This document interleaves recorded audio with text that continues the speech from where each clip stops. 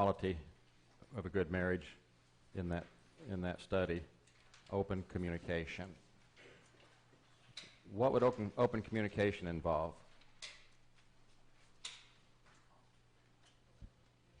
What's that? Just talk. Talking?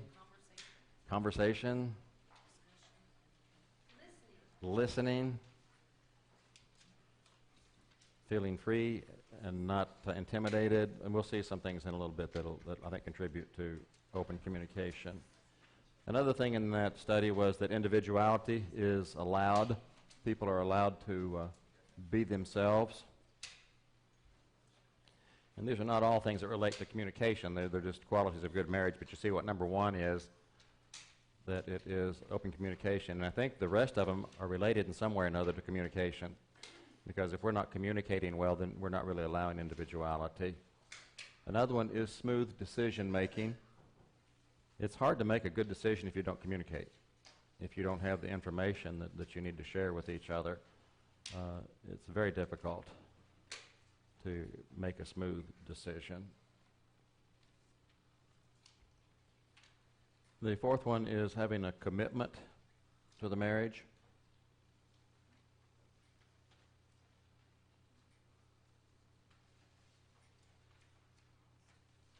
And we'll probably go over this other times in the future, but one word that you never want to say in a marriage is the word divorce. Because once you say the word divorce, you have opened the door for that possibility. And so we need to be committed to the marriage no matter what, that it will thrive. A commitment to being lovers and friends. The husband and wife are lovers and friends.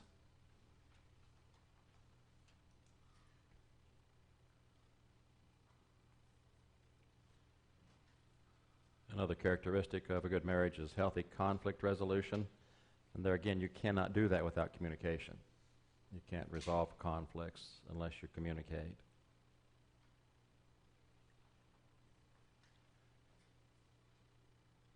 Each person must be a giver more than a taker. This is one of those double standards we've talked about, where each one is favoring the other person. If the husband is more a giver than a taker and the wife is more of a giver than a taker, then it ends up being a good relationship. But if one of them is a taker more than a giver, then that changes everything. And then a healthy self-image and a healthy mate image, where we see ourselves in a healthy way and see the other in a healthy way. So anyway, these are some of the qualities of a good marriage in one of the studies. And number one is open communication. And I think we'll find that quite a bit, that communication is the number one, either help or hindrance. There's another list of how to build self-esteem, since self-esteem is so important. One is to make it safe to communicate.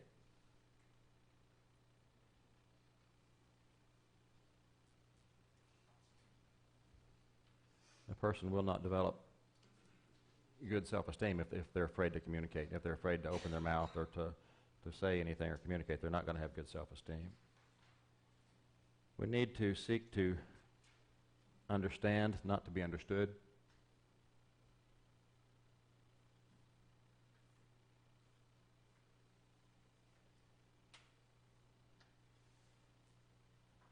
Here again, it's one of those double standards. If I'm trying my hardest to understand you and you're trying your hardest to understand me, guess what happens? We both get understood. Isn't that nice? Don't assume you know. Ask.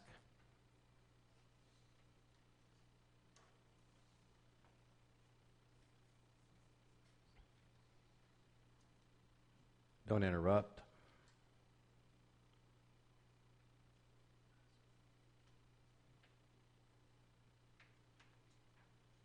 And don't nag and complain.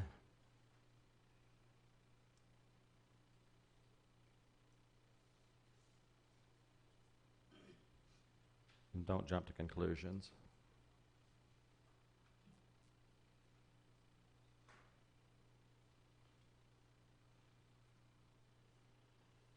Why is it not a good idea to just assume?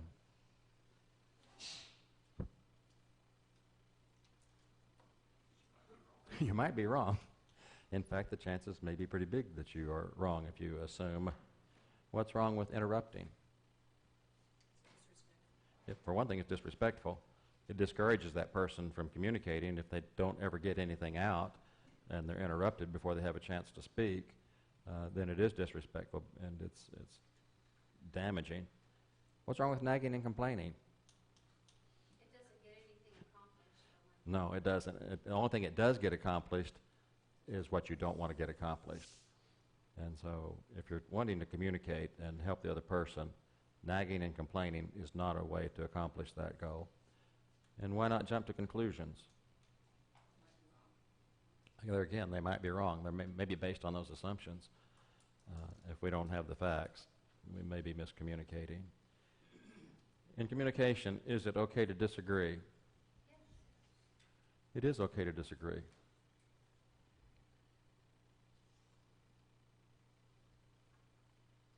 In fact, in just a minute, we'll see a list of some things that communication is not. And agreement is one of those things. Communication does not require agreement. Is it okay to disrespect? No. Can you disagree without disrespecting? Yes. And so that's a key there. It's okay to disagree. It's not okay to disrespect and be disrespectful. Deal in potential, not the past.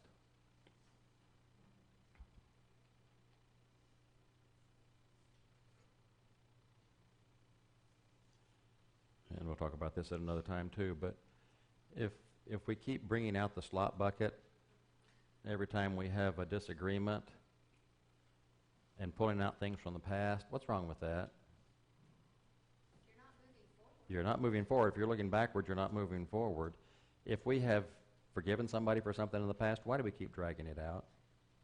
Why keep bringing it up? And so we need to look forward and deal with potential in the relationship, not in the past. Don't force your spouse, or anybody else for that matter, to be just a carbon copy. That might be the worst thing that you would want to have in a marriage, is two people who are carbon copies of each other. And next week we'll talk some about why. And I'll just give you a preview right now, free of charge. Do you remember the book? Any of you remember the book, Men Are From Mars, Women Are From Venus? You've heard the title?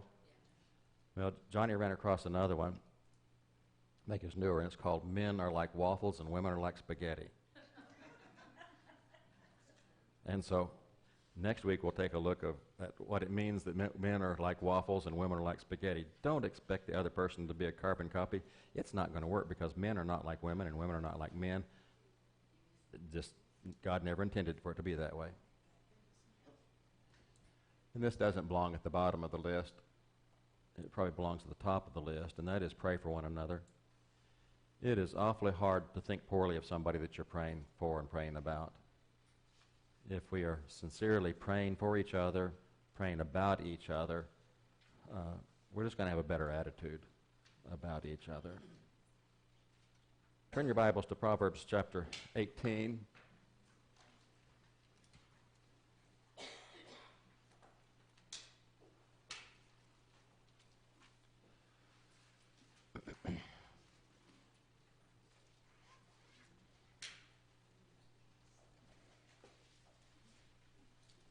Actually, there's quite a bit in the Proverbs about communicating, but Proverbs 18:21 says, "Death and life are in the power of the tongue, and those who love it will eat its fruit." Death and life are in the power of the tongue. Is that true? In a very real sense, it is. In a spiritual sense, in an emotional sense, it's very true that it hinges on how we use our tongue. In Job chapter 19,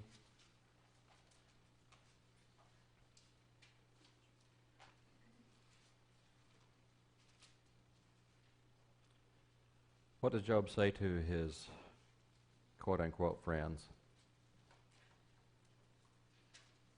How long will you torment me how long will you torment me and crush me with your words? I think Job was probably suffering more from what his friends were saying than by his physical condition. Well, he called them poor comforters. Yeah, poor comforters are you all. Probably the best discussion of the power of the tongue in communication comes from James chapter 3.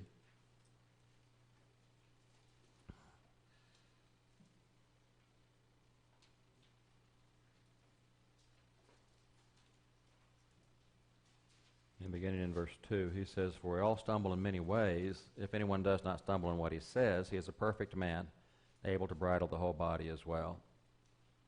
Now, if we put the bits into the horses' mouths so that they may obey us, we direct their entire body as well. Behold, the ships also, though they are so great and are driven by strong winds, are still directed by a very small rudder, wherever the inclination of the pilot desires. So also the tongue is a small part of the body, and yet it boasts of great things. Behold, how great a forest is set aflame by such a small fire. And the tongue is a fire, the very world of iniquity. The tongue is set among our members as that which defiles the entire body, and sets on fire the course of our life, and is set on fire by hell.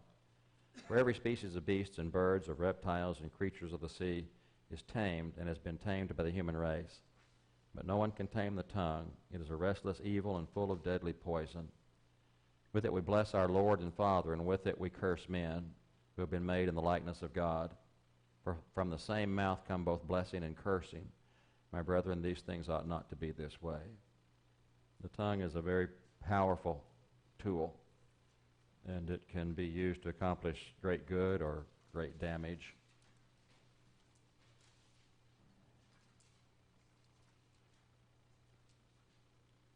And then in 1 Peter chapter 3, it says, "Let him who means to love life and see good days refrain his tongue from evil and his lips from speaking guile." Our tongues are very important, very powerful tools. So what is communication? Dolores Curran wrote a little book called Traits of a Healthy Family. I think it started out as a college paper, and then she did a survey of people and eventually turned into a book. But in this book, she says the first trait of a healthy family is they communicate and listen.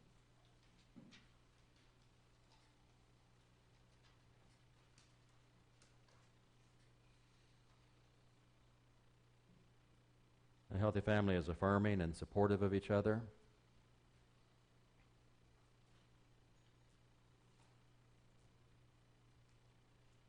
A healthy family teaches respect for others.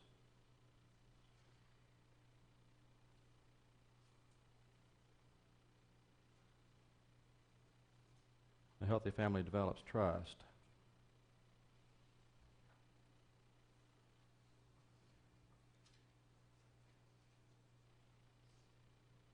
And a healthy family has a sense of play and humor. She actually lists 15 traits of a healthy family. Along with the healthy family communicates and listens is trait number 13. The healthy family fosters table time and conversation.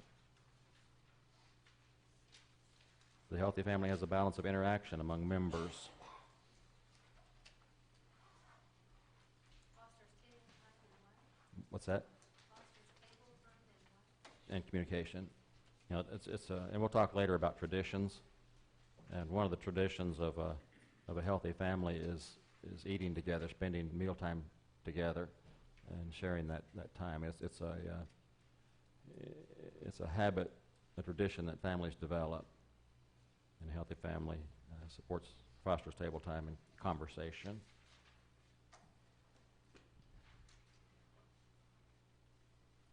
So what is communication? You don't have to write these down, but Rural Howell said, "Dialogue is to love what blood is to the body. When the flow of blood stops, the body dies. When dialogue stops, love dies, and resentment and hate are born. But dialogue can restore a dead relationship. Indeed, this is the miracle of dialogue. It can bring into being, and it can bring into being once again, a relationship that has died. The Handbook of Marriage Counseling says that the concept of communication is intended to cover all those processes by which people influence each other, verbal and nonverbal, explicit and implicit, clear and unclear, intentional and unintentional, aware and unaware, pathological and healthy.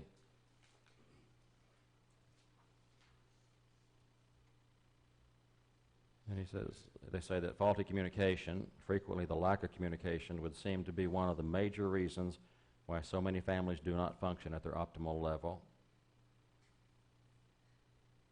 And he says this faulty communication can be called the rock on which families founder.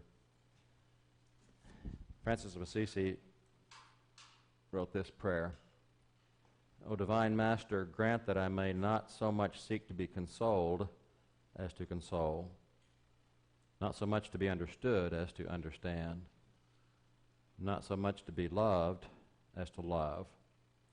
For it is in giving that we receive, it is in pardoning that we are pardoned, and it is in dying that we are born to eternal life.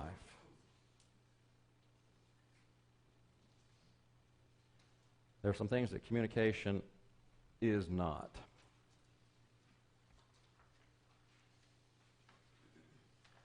Communication is not giving answers. And it's not really communication if we just are providing answers. Communication is not even giving of information.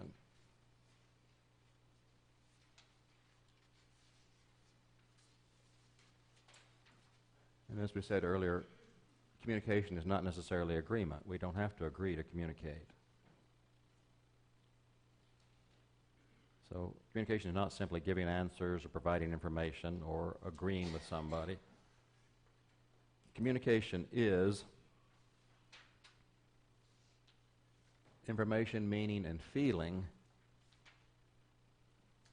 that are conveyed and received. How's that different from just giving answers or giving information? You can answer and say yes, but you're not really, you may not be given information. No. Information's kind of more of a embellishment of the. If you get into the meaning and the feeling, then it goes beyond just a simple information. You are getting to a level of feeling and meaning. And it has to be conveyed and received. And we'll see that again next week, too, that communication is not just a monologue, it's a dialogue. And we'll see that there's what I think I say and what I say, and then what you think I said, and it goes on down the list. Communication is a batter board which helps others make responsible decisions. If we communicate with each other, it's something that we can bounce off of. What's a batter board? Something we bounce off of. A batter board is something we can throw something against and it comes back at us. You know, Like your garage wall? like the garage wall, I guess. I don't know, like a pickle. No, you have a wall. You don't use a pickleball wall, do you? Handball type thing where you, racquetball. Well, then there's that net Sounds like thing. an English term. It probably is. That net thing, it's on a frame.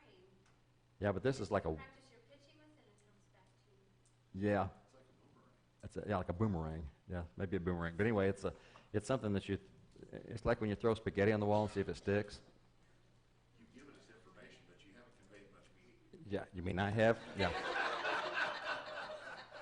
Let's see if I can communicate the feeling of this.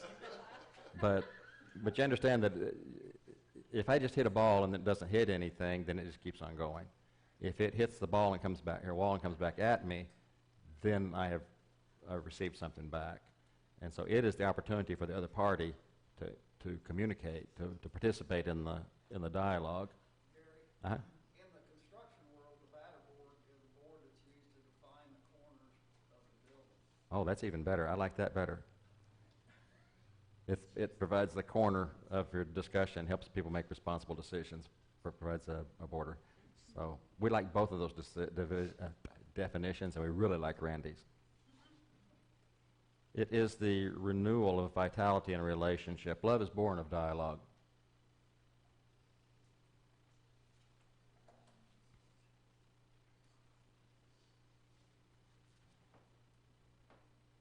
And communication is that which brings up another person, the other person, into being.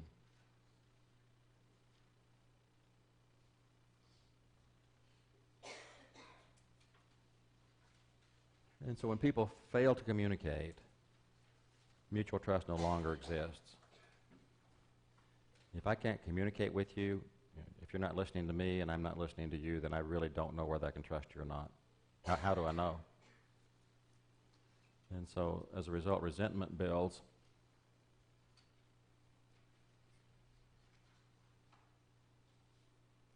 The victim of the broken relationship dies emotionally.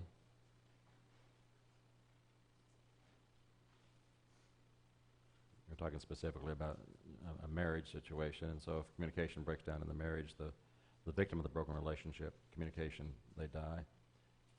And sadly, God tends to die within that person as they kind of wither up and withdraw. That also impacts God in that person. So here are some assumptions about communication, things that we can assume to be true about communication, that we need to really believe these things. Number one, effective communication takes time.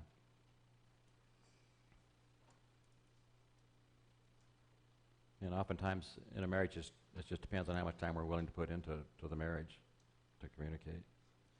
Effective communication takes energy and effort.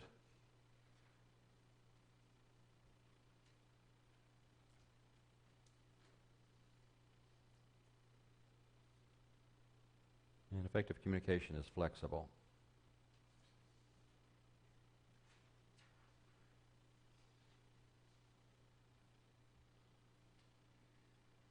My contribution to our relationship is under my control. My partner's contribution is not. And we touched on that some last week too. I cannot change the other person. The only thing I can control, the only thing I can change is me. And by changing me in the right way, then it might affect an overall change, but I cannot change somebody else. The more I try to change somebody else, the less likely they are to change. I have not really communicated until I have confirmed it. I told you what a batter board was, but you communicated that you did not understand what a batter board is. And so you confirmed that didn't understand. When I communicate well, I make myself attractive. I make me attractive. What's that? Huh? Yep. We're not talking physically attractive. When I communicate well, I make others attractive too. We can all be just really attractive if we just communicate with each other.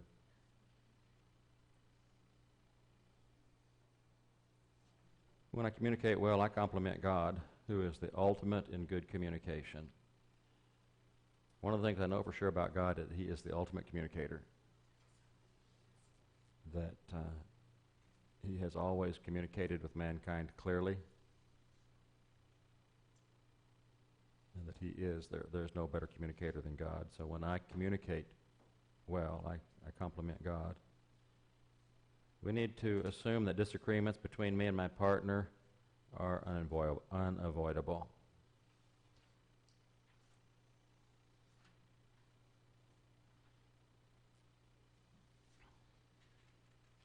I can also assume that relationship growth involves personal growth. If I'm not growing personally, the relationship's not going to grow.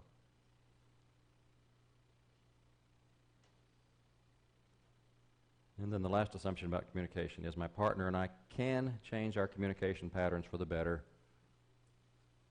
beginning now. If we don't believe that, then there's no point in trying. If we don't believe that we can do it, then why would we bother? So if you look at your discussion sheet there, everyone should have one. If you want to start by discussing what we were looking for this week we're trying to notice in movies or television or wherever how society's model differs from the one in the Bible as far as marriage is concerned, the family, and maybe what ways that society's model is similar to the one in the Bible. From today's discussion, what is communication? What things might be considered communication, but they're really not communication? How important is communication? How does good communication contribute to a healthy marriage? And how does bad communication or no communication damage a marriage? And then as you look forward toward next week, aside from the physical, what are some of the differences between men and women? How are men waffles and women spaghetti? Teresa? Will you just real quickly go back to the screen for that rule how you had up there? Yes, I sure will. I sure will. And then the other thing to discuss for next week is, or be thinking about for next week, is what are some of the things that might contribute to poor communication.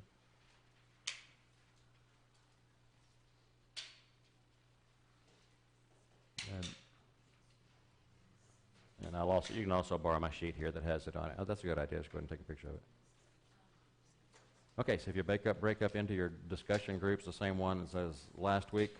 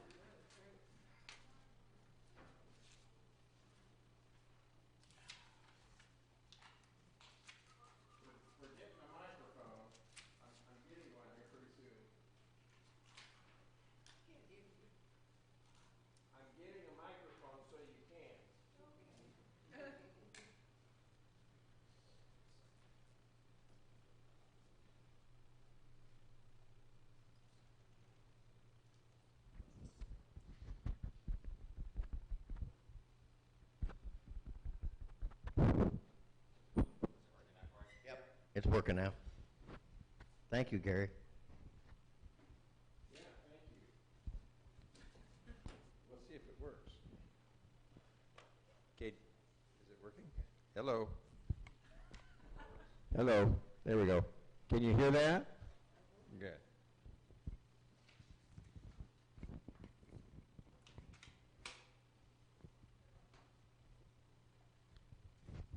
it up there? Close enough.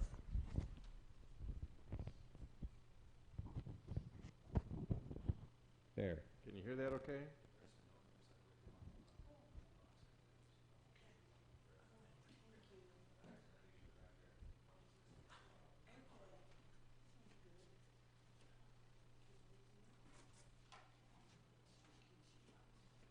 Well, from last week,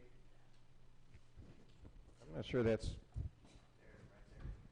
Yeah, but I gotta hold it. From last week, we were talking about some of the models of how the Bible views marriage. So we're supposed to ask, in what days the society models differ from what the Bible shows us that we ought to be in marriage?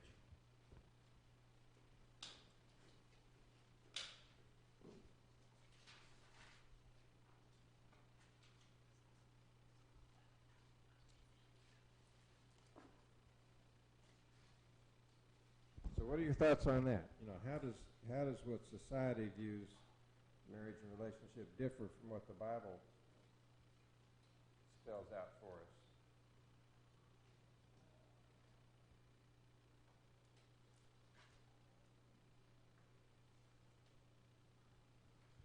What do we see today in society that maybe wouldn't be consistent with what the Bible says?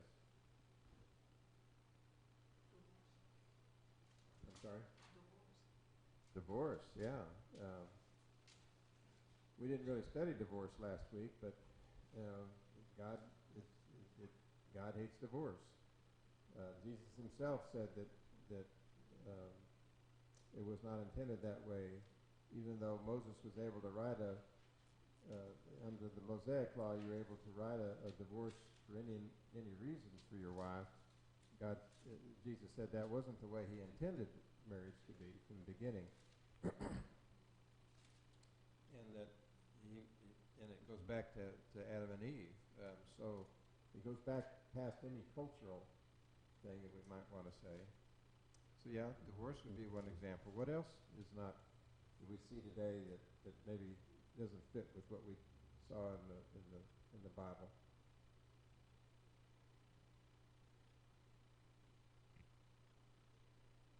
I feel like people are more self-seeking or self-absorbed. It's kind of like it's all about yourself. They don't think of the other person. Like the Bible tells you, be kind to one another, and Yeah. if you're kind to someone, then your spouse usually will want to return that back to you. Good point. Good point. In fact, that's when I asked Dorothy.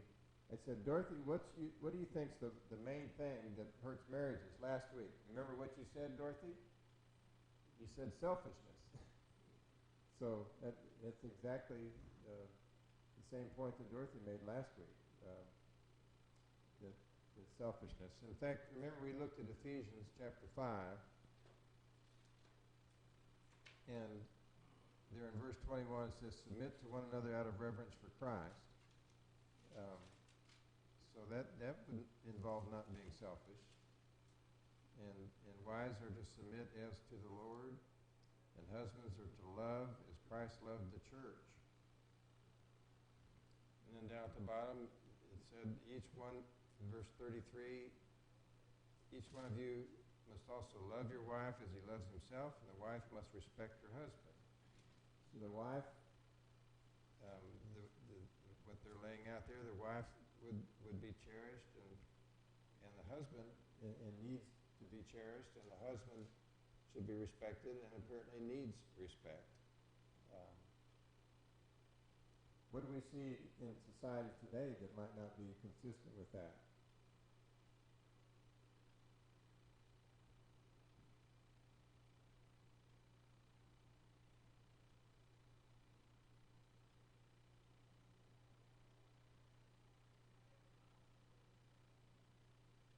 There's an awful lot of disrespect. There's an awful lot of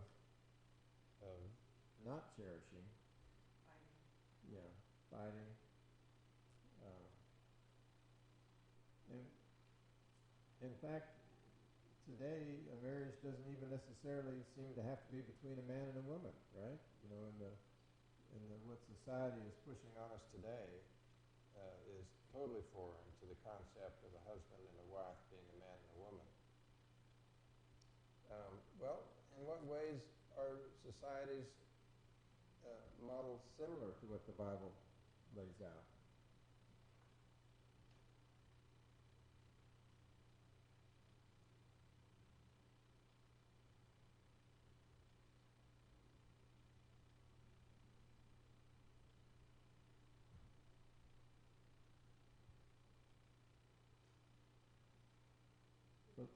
I was gonna say, did you ask what ways are they similar? Mm-hmm.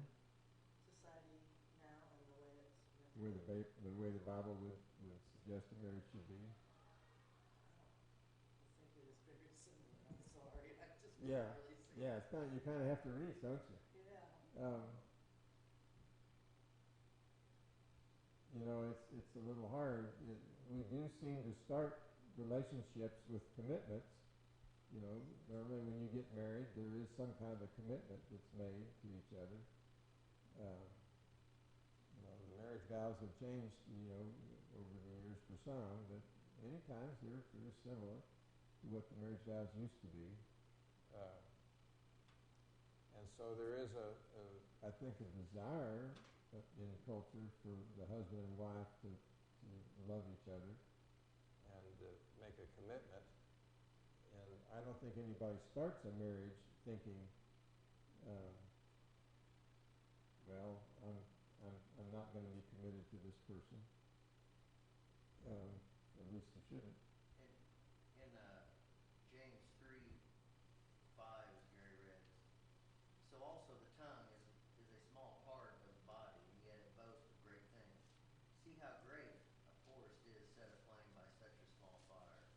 So, you know, we may speak of doing certain things, but if our heart and our minds are not into it, then it's just all lip service, and there's no truth to the things that our tongue is, you know, saying. Um,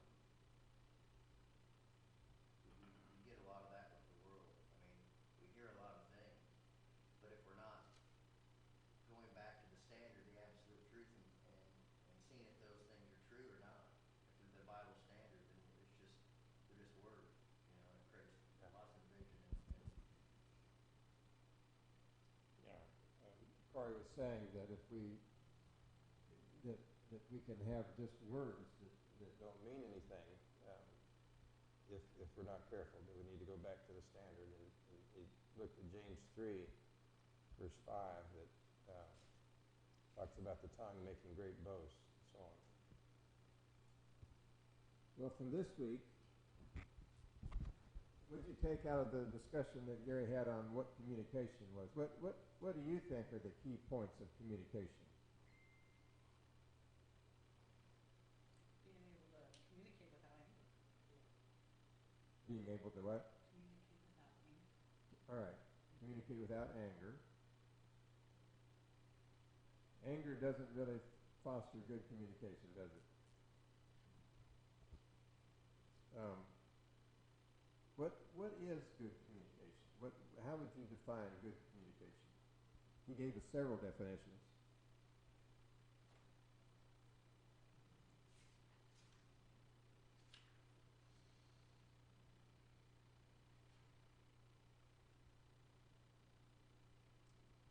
Is communication talking?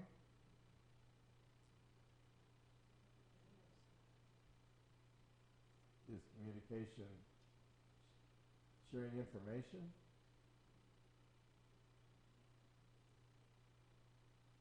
things that are conveyed and received. Conveyed and received. Okay, I think that's the key part, isn't it? I mean, you can talk till you're blue in the face, but if they're not receiving it, that's not communication, right? If it's not received. So doing things with speaking to others with humility.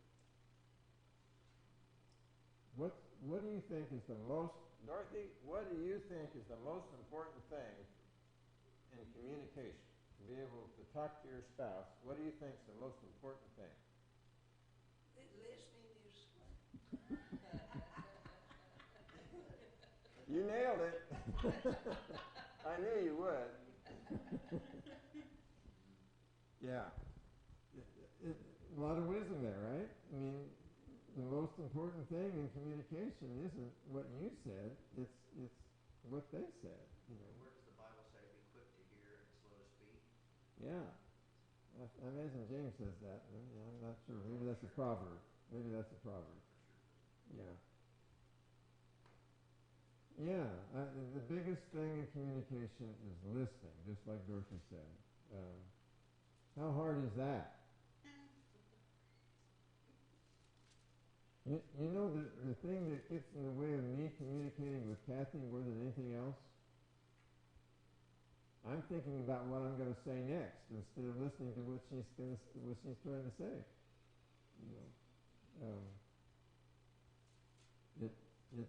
it's not about what you say; it's about being able to hear what they say. Convey what you're conveying to them and how they're Yeah. receiving it. How do you know if you've been heard? He's probably going to talk about this in the coming weeks. But how do you know if you've actually communicated with somebody?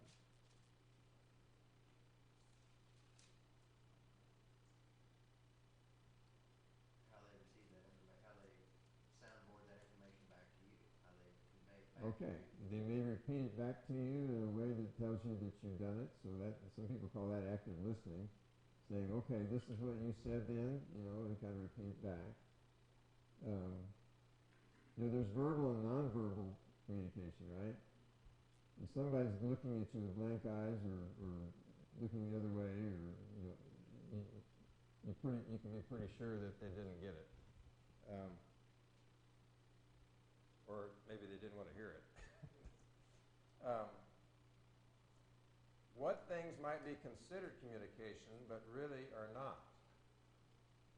Well, we already talked about that, I think. Talking. Giving information. How important is communication? I think we know that. How does good communication contribute to a healthy marriage?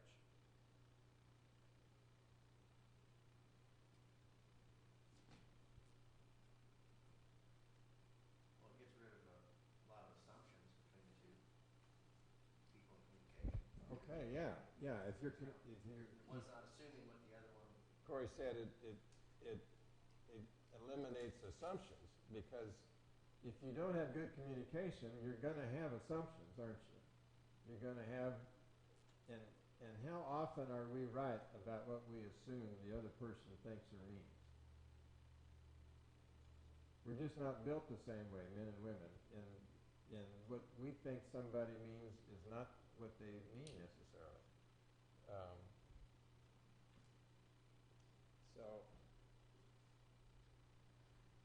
So what other things how else does good communication, so it helps get rid of assumptions. How else does it contribute to a healthy marriage? Okay, building trust. I was going to say it'd be less stressful in your relationship. You know where the other person stands, what you can expect of them, and they feel know the same, vice versa. Yeah. You don't have to. That's a really good go on point. edge. It's a really good point. It's stressful not to know what's going on in somebody else's. I don't like to guess, when I'm at work, I like nurses that I don't have to read their mind. They can tell me what's going on, and I don't. And it's good at home as well, to be able to communicate. Communication keeps you equally yoked. Yeah, it can. It can. If you're communicating, you can be able to find the balance. Well, how does bad communication or no communication damage a marriage?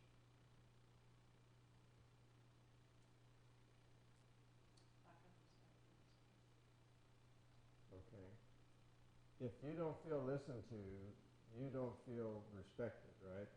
And if the man needs respect, that's certainly one way to not render respect. If a woman needs to feel cherished, they don't feel cherished if they're not listened to, if they're not communicating with. how can it happen where one person thinks they're communicating and the other doesn't?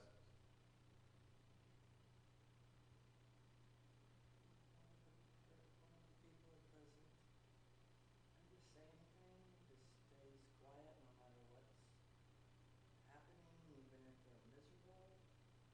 And the other one can't seem to see it or tell, and they think everything's great. Yeah. How many times have you heard somebody say, they want a divorce and I never saw it coming? What kind of communication were they having, that they never saw it coming?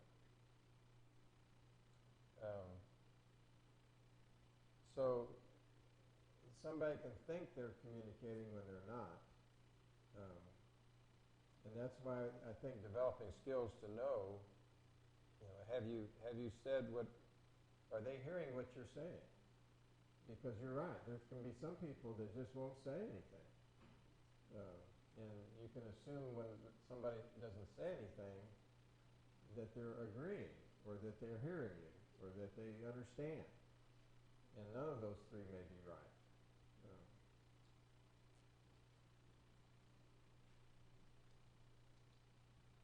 So Chuck's getting ready to communicate with a bell.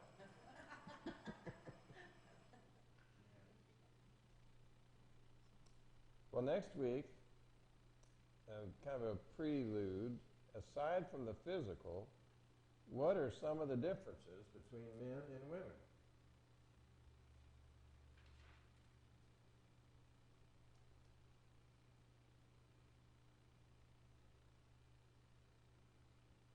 Do you think women can multitask better than men?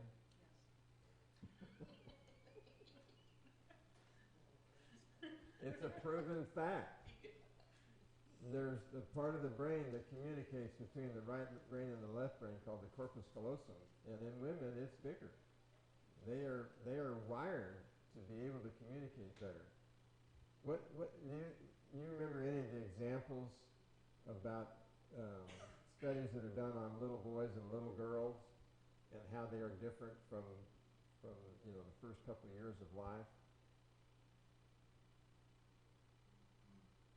Who do you suppose is more verbal? Girls. Girls are definitely more verbal. They typically, there's exceptions to the rules, but girls typically develop language before boys. In fact, when they put microphones on little toddlers, the little boys were going rum rum and playing with their cars and that sort of thing, and the little girls were talking.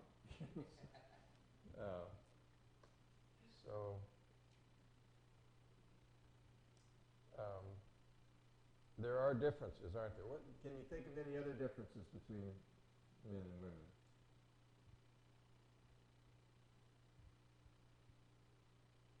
I think one of the reasons men don't always maybe want to talk as much is they just have a harder time accepting that they might be wrong or something. They don't know how to communicate what they need to. Yeah. Sometimes they just If- their skills at it are If a marriage isn't doing well, and I've got the man and the woman both sitting there, more times than not, I'll ask the man what's wrong, and he doesn't have an answer. And I'll ask the woman what's wrong, and she knows exactly what's wrong. Now, why would that be?